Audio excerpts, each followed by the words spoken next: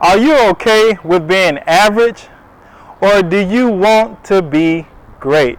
If you want to be great, you've tuned into the right place. Thanks for joining us this week again for going all in as we watch the Messiah answer that very question.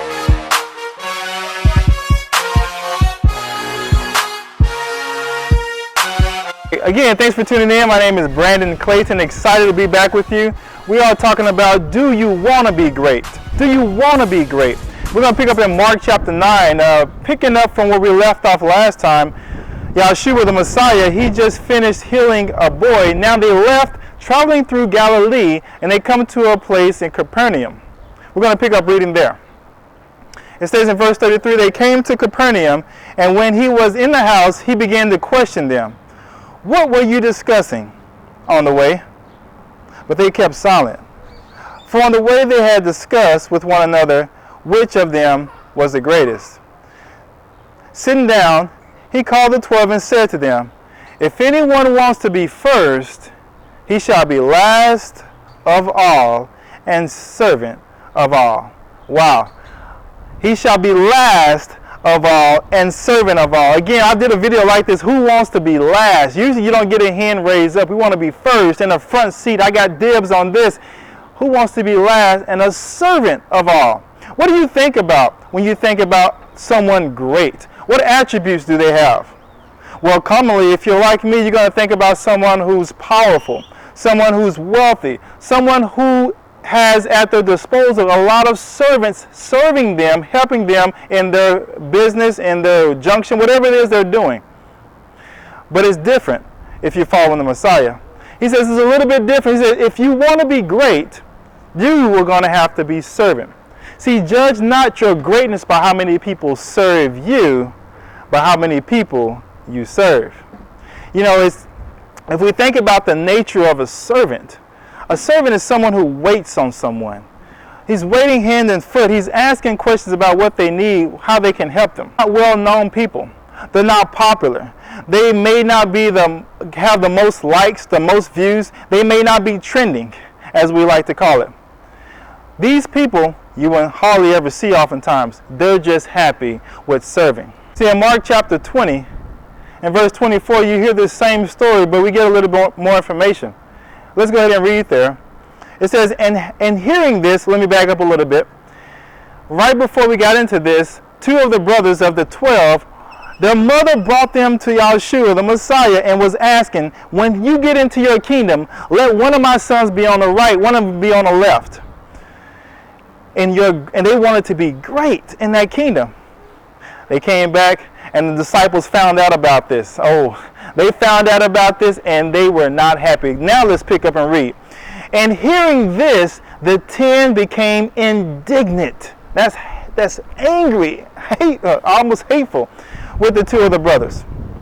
But Yeshua called them to himself and said, you know that the rulers of the Gentiles lord it over them, and their great men exercise authority over them.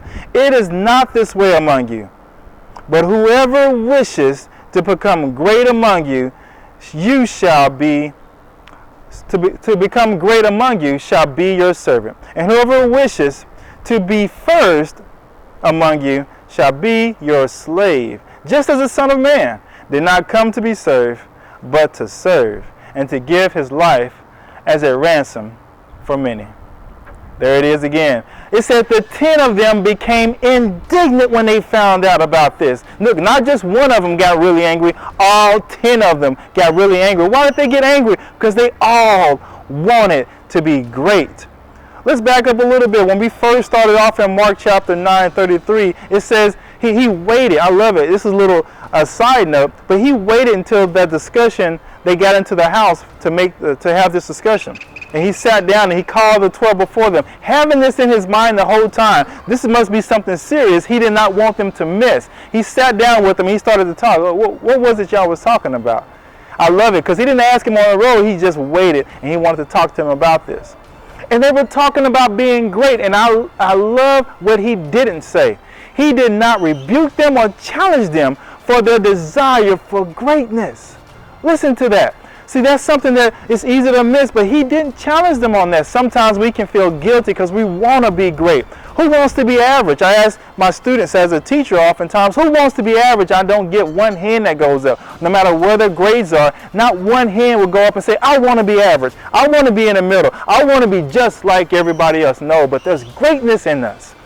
He put greatness in us. And I dare say that he chose these men because they desired to be great. They were passionate men, driven men, ambitious men. And these are the men that he wanted. He wanted to be next to him in his kingdom. I don't believe it was a surprise to him that they argued over greatness. He just needed to correct them on how to get it. I love that. You want to be great? He has no problem with that. He's going to show you just how to do that. And again, all 10 of them, it said, struggled with this idea. All 10 wanted to be great. You know, if you look back at what he said to be great, it's very simple. The application is tough, but it says you have to be a servant and last. Not just of some, but of all. If I read back at the scriptures, it says, if anyone wants to be first, he shall be last and servant of all.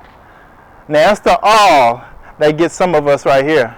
Servant of all. Sometimes just the servant part is enough. We want to be served. Can you go get me this? Can you help me with that? Nobody's helping me. Many people that you know, or how you may be this person, play the victim and say, nobody's helping me. Nobody cares about me. Nobody's loving me. Hey, ultimately, nobody's serving me. Nah. If you want to be great, he says, you're the servant. And I love how he didn't put any specifications on it and conditions on it about the person you're serving. He says a servant of all and last of all. I'm talking about serving everybody.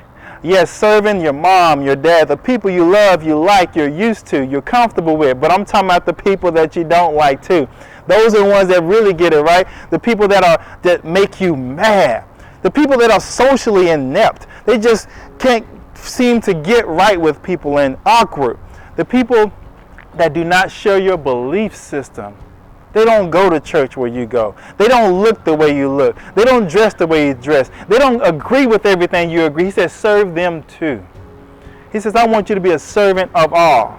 The good looking and the ugly.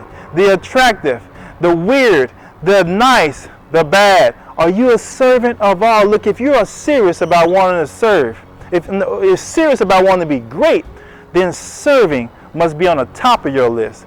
You must be a servant of all and seek to be last. No, you're trying to seek to be known as a number one servant? No, you got to seek to be a servant, and that alone gives you joy. Look, servants don't have a lot of what the typical greats have. People don't know who you are as a servant. They don't know your name.